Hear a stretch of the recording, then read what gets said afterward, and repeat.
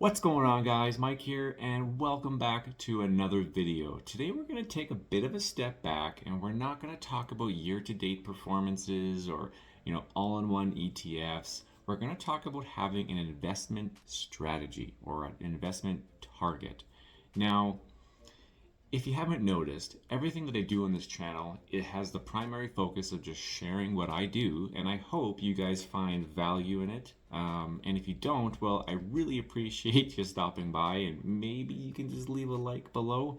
But anyways, so like I said, I want to talk about an investment strategy, a target, knowing what your end goal is. How much money do we need for retirement, right? So this was something that was very important to me because me personally, I didn't know if I was contributing enough. Maybe I was contributing too much, too little. What was my target? And so what I'm going to go over today is going to show you how I achieved that. So we're going to look at expenses that we have today, what expenses we'll have in retirement, and we're going to figure out what average return we should account for pre retirement, what average return we should have roughly in post retirement. We're going to look at validating that in an RSP meltdown so that we can actually see and validate that yes, the money actually does last us, say from the age 65 to the age of 90, and so on and so forth. So I hope you guys find this valuable. I do have to pre-apologize though because my mind is a little chaotic when it comes to numbers, and so I'm hoping that my Excel sheets make sense.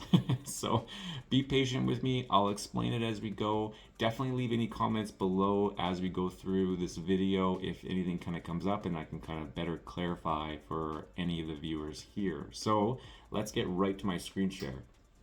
So we're going to be starting off with establishing what our pre-retirement expenses are, right? And then we're going to go into post-retirement, and we're going to have it in two different categories. One being labeled as the go-go years, and the other one being the slow-go years. And you'll see the different age brackets between those two brackets.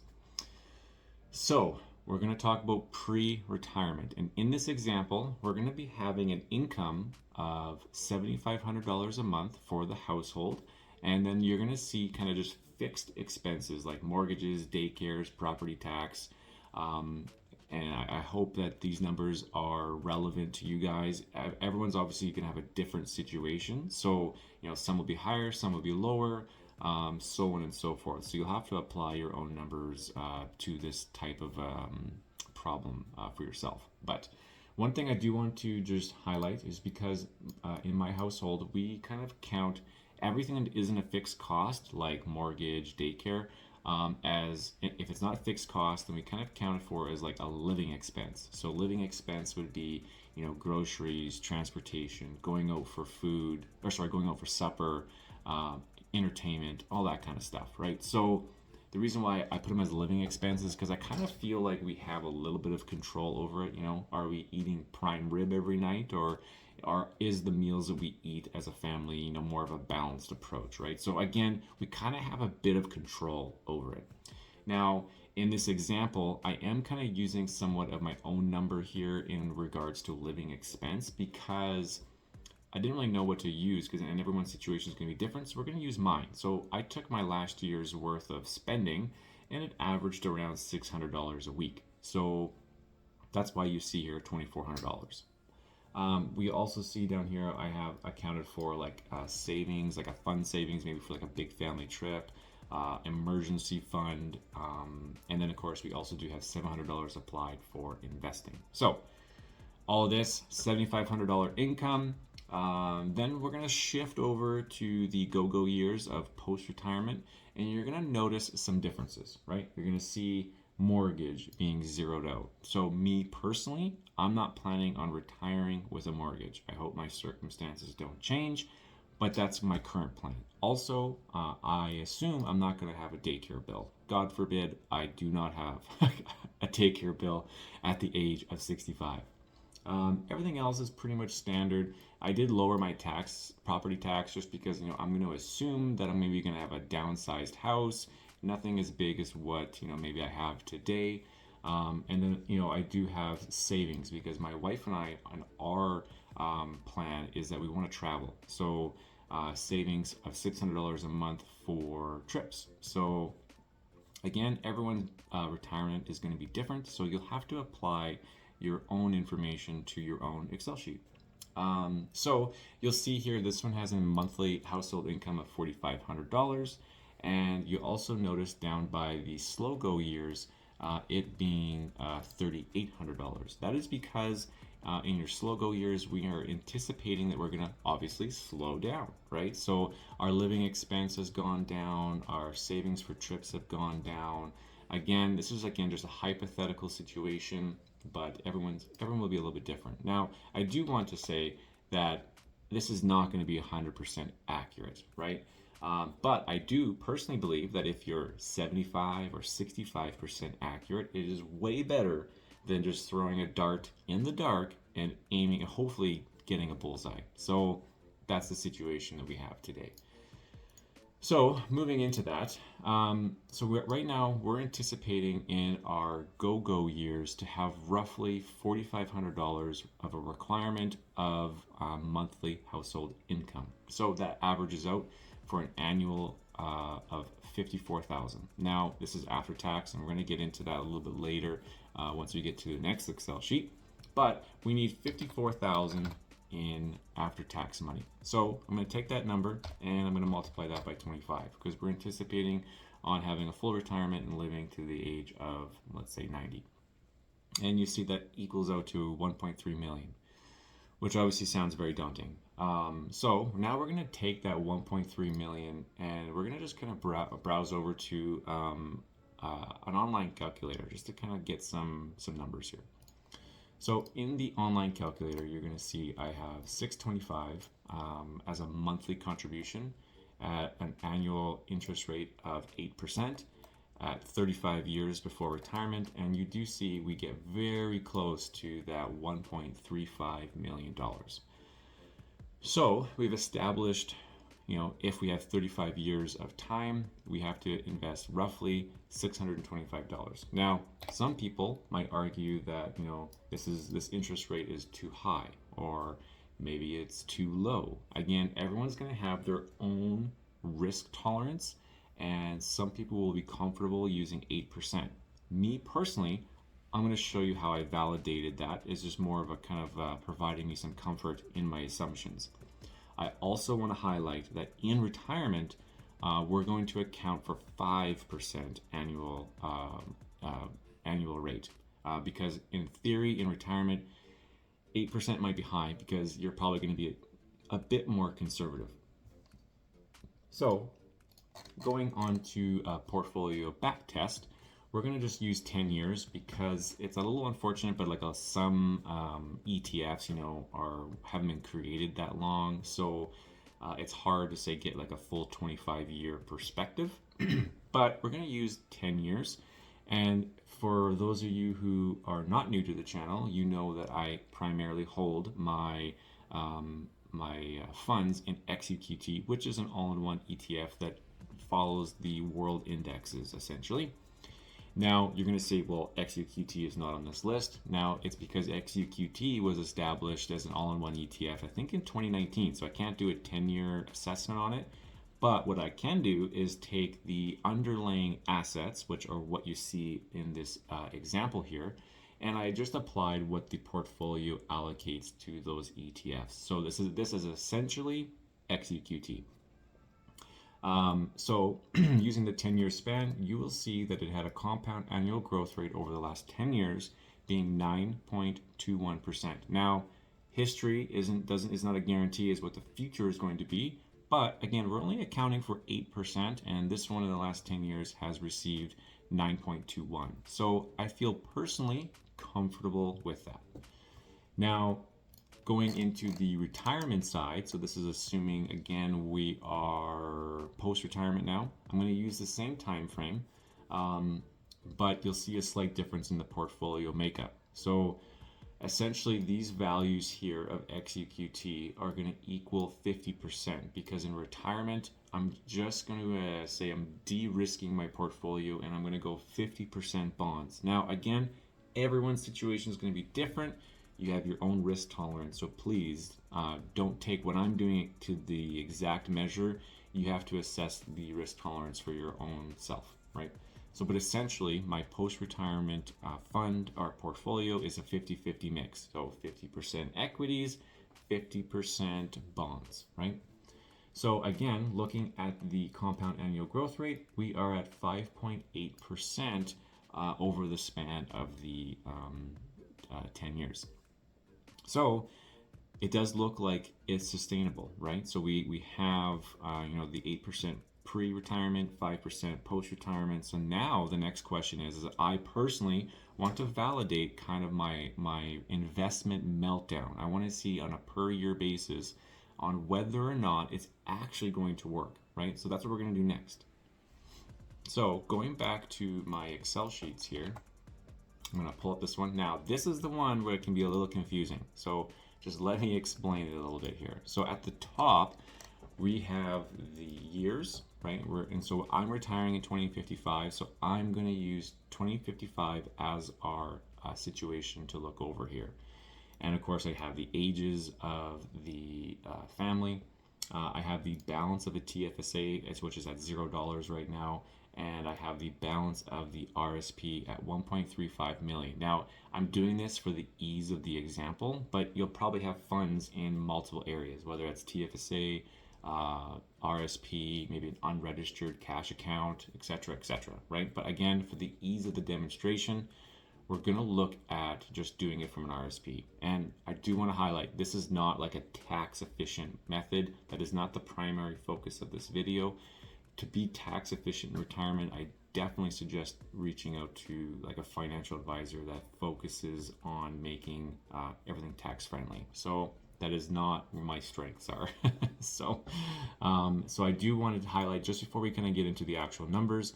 On the side here, I have accounted for CPP and OAS, as well as I refer to as real money, because every year we cannot forget about inflation, right?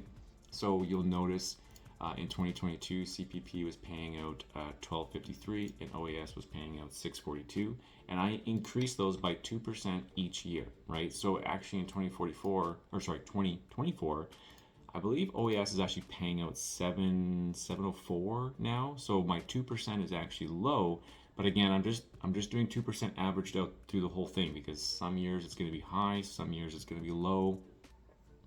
Over time, it'll level out is my assumption. So if we scroll down to 2055, which is the year that I'm planning on retiring, you'll see CPP is paying out $2,400 as its max payout, and OAS is paying out $1,234, right? And I do want to highlight that $100,000 today is worth $51,000 in the year of 2055, which is massive, right? Because we cannot forget about that. Otherwise, it's going to skew our results for planning, right? So we need to account for that, which this Excel sheet does, and I'm going to show you here right away. So as a quick recap, we have the 1.3 million in our RSP, and again, I do have the withdrawal percentages, right? So if I change this from 8.75% to 10, you can see that 118,000 withdrawal turned to 135. So we're going to see if this works out. So at this stage of the Excel sheet, we again have our age at 65, the year at 2055, and the $118,000 that we were pulling about 8.75% out of our RSP works out to be a monthly income of $9,843. And then we also cannot forget about OAS. OAS being at $2,469. Now remember, that is for the household. That would be between my wife and I, as well as remember in 2055, I'm predicting that OAS will be paying out roughly $1,200, right? So you'll see we have a nominal money or an annual income of $147,000, which is well beyond our 54,000 that we were looking for after tax money, right? This is where the inflation comes in. So you'll see here in real money, after we convert the inflation costs of what a dollar would cost in 2055, our real money, which would be converted back into what today's dollars are, is $75,000. So what does that mean? Well, if we go back to our calculator here, we do need to account for taxes, right? So 75,000, and I'm just going to take 25%. Now, this could be high. This maybe it's low. I don't think so, but within retirement, you can absolutely like income split between you and your spouse. So I feel 25% is on the conservative side. I actually feel it'll be lower than this. But anyways, if you take your 25% of taxes, it works out to be $56,000 of real money in today's dollars. And if you remember, what we were looking for was 54,000.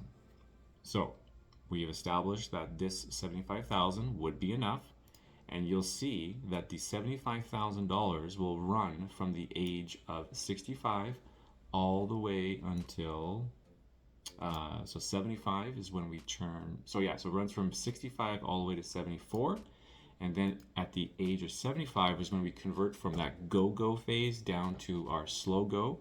And you'll notice how 65,000 is the new number, and it stays consistently through that all the way until the age of 90.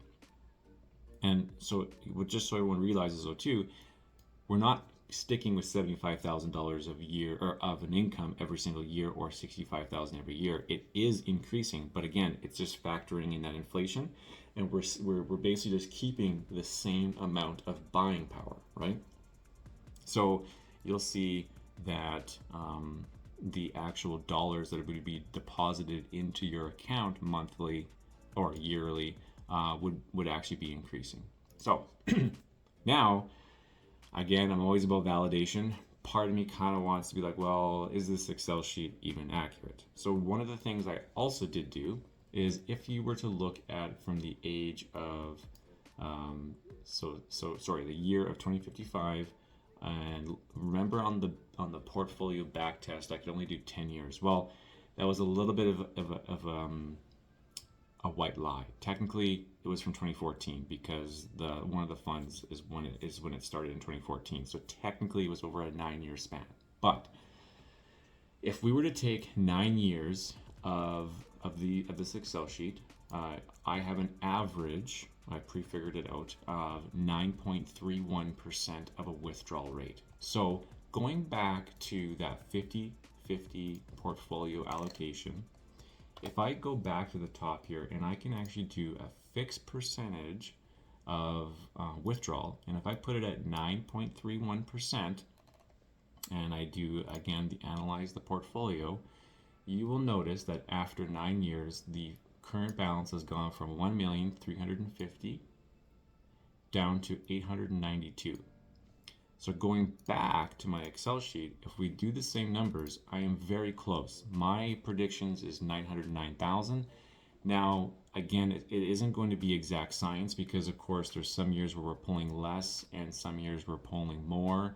And of course, it drops down when CPP kicks in down to 7.75.